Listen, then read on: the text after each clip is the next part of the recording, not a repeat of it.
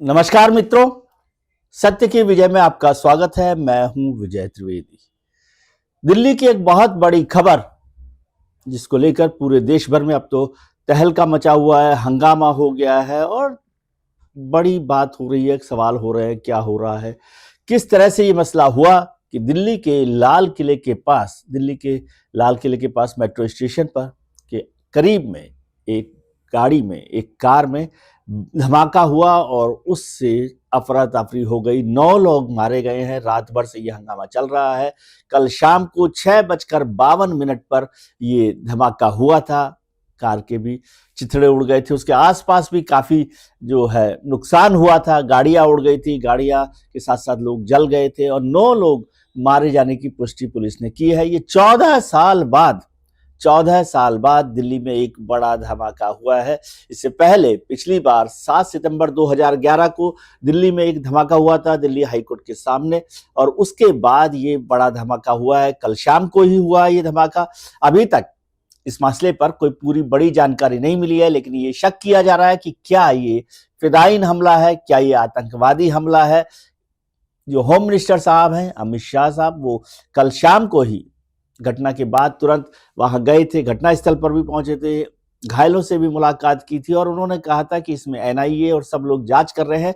लेकिन आज कहना, अभी सुबह तक कहना, ये जल्दबाजी होगी कि यह हमला कैसे है, क्या इसके तार बाहर से जुड़े हुए हैं, क्या ये फिदायीन हमला है, क्या ये आतंकवादी हमला है, किस तरह की बात है। लेकिन अभी जो बात सुबह सुबह सामने आ रही है उसमें कहा जा रहा है, इसको कोई कंफर्म नहीं कर रहा अभी, लेकिन कहा जा रहा है कि क्या इसका सूत्र, इसके तार जो है वो जैश ए मोहम्मद से जुड़े हुए हो सकते हैं।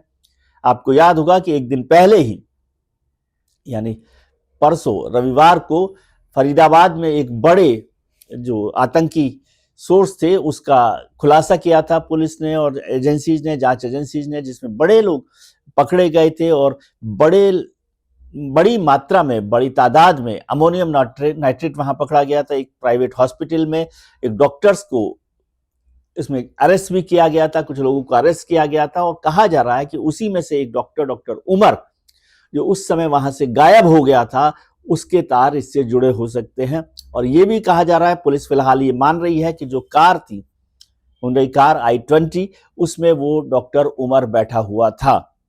क्या ये हुआ है, ये अभी तो कंफर्म नहीं हुआ है। पुलिस अभी जांच कर रही है, इन्वेस्टिगेटिंग एजेंसी जांच कर रही है। लेकिन ये बड़ा धमाका हुआ है।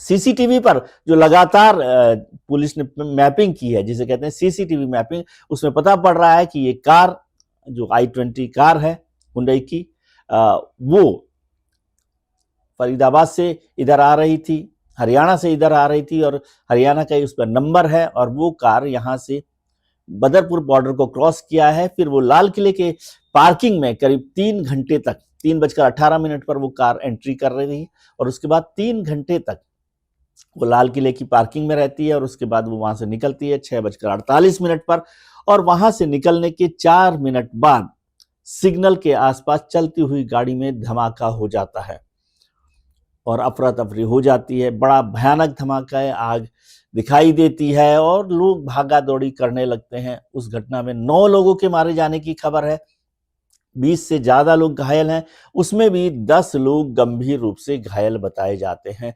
लेकिन ये दिल्ली में बहुत लंबे समय बाद कोई बड़ी घटना हुई है और इसको आतंकवादी घटना कहना चाहिए कि नहीं कहना चाहिए, ये थोड़े समय बाद, जांच के बाद पता चलेगा। लेकिन ये कहा जा रहा है कि उसमें जो था अमोनियम नाइट्रेट था या कुछ इस तरह का विस्फोटक सामग्री थी जिसमें मिलकर ये धमाका हुआ है। ऐसा बताया जा रहा है कि उस गाड़ी में भी 3 लोग थे। तो क्या इसे फिदायीन हमला कहना चाहिए, या जो डॉक्टर उमर है जिसके बारे में शक किया जा रहा है कि जो फरीदाबाद का मसला था उसमें उसका नाम आया था और वो वहां से गायब हो गया था, तो उसने पैनिक की वजह से ये विस्फोट कर दिया है और वो फिदायीन हमला किया जिसमें वो खुद भी मारा गया। ये सब बातें, सवाल चल रहे हैं जिन सवालों की जांच एनआईए कर रही है और दूसरी एजेंसीज भी जो हैं एक सिनर्जी के साथ सब लोग मिलकर इस पर काम कर रहे हैं। प्रधानमंत्री ने भी इस घटना की तुरंत जानकारी ली थी। उन्होंने अमित शाह, जो होम मिनिस्टर हैं, उनको फोन किया था और अमित शाह ने पूरी जानकारी प्रधानमंत्री को दी थी कि क्या मामला है, किस तरह की जांच चल रही है। और इससे लगातार अफरा तफरी मची हुई है, दिल्ली में भी अफरा तफरी है। इसके बाद सुरक्षा एजेंसियों को और चाक चौबंद किया गया है, उन्हें चौकस किया गया है, उन्हें अलर्ट किया गया है। और न केवल दिल्ली में, देश के बहुत सारे शहरों में इस अलर्ट को किया गया है।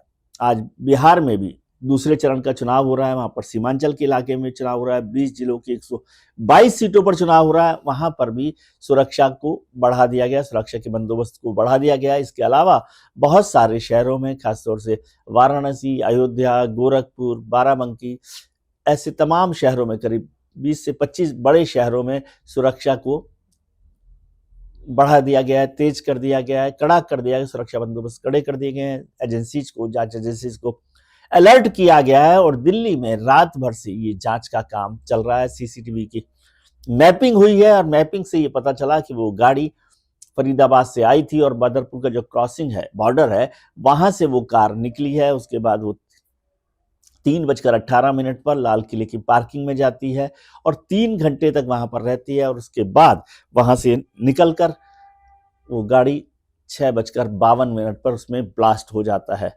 कौन लोग मारे गए हैं, कौन लोग उसको गाड़ी को चला रहे थे, इस सब की भी जांच हो रही है।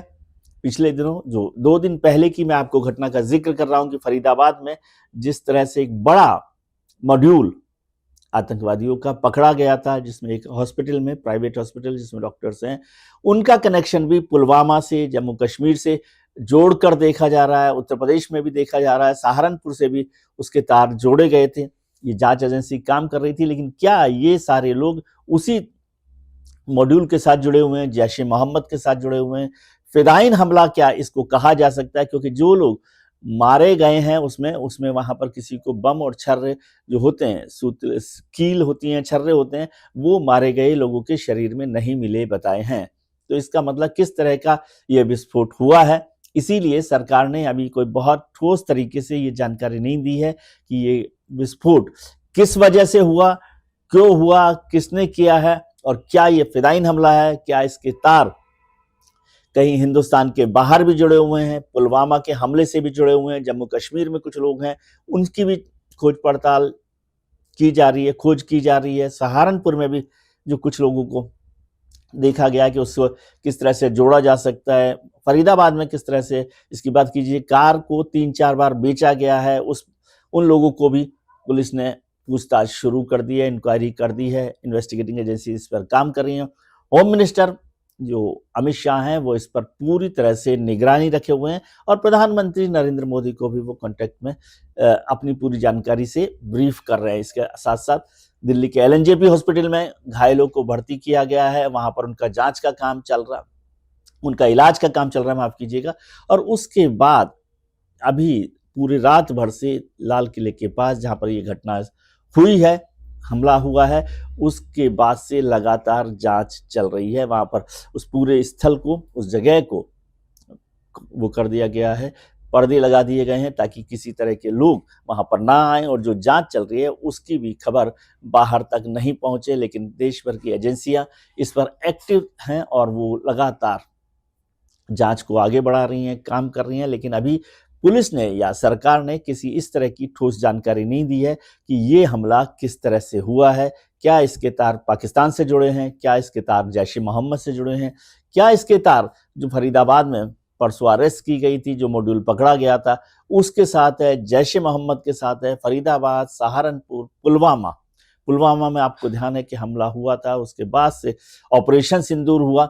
मुझे जो जानकारी मिली है उसमें यह भी बताया गया है कि पाकिस्तान भी अलर्ट हो गया और वहां भी एक घबराहट हो रही है। उनको लग रहा है कि भारत, यदि इसका कोई कनेक्शन पाकिस्तान से जुड़ा दिखाई दिया तो ऑपरेशन सिंदूर, जिसके लिए बार बार प्रधानमंत्री, होम मिनिस्टर और सरकार कह रही है कि ऑपरेशन सिंदूर पॉज पर है, उसे बंद नहीं किया गया है, तो क्या वो फिर से शुरू हो सकता है? इस सब पर भी चर्चा होगी, इसके लिए लगातार बात हो रही है।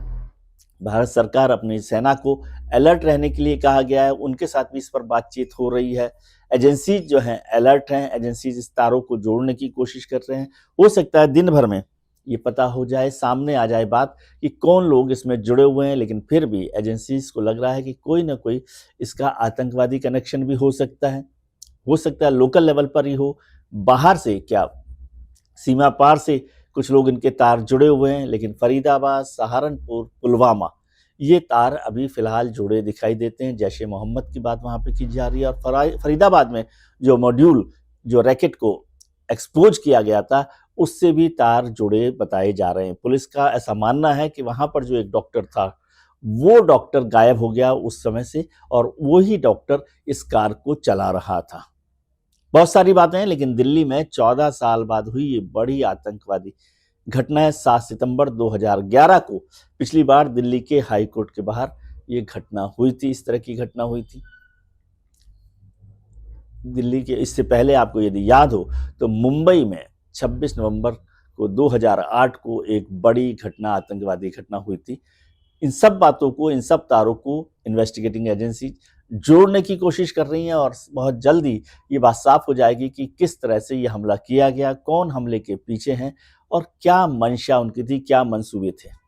जो भी जानकारी होगी हम आपको अपडेट करते रहेंगे। अभी के लिए इतना ही। आप अपना ख्याल रखिए और उनका ख्याल रखिए जो आपका ख्याल रखते हैं। नमस्कार, प्रणाम, आभार, शुक्रिया।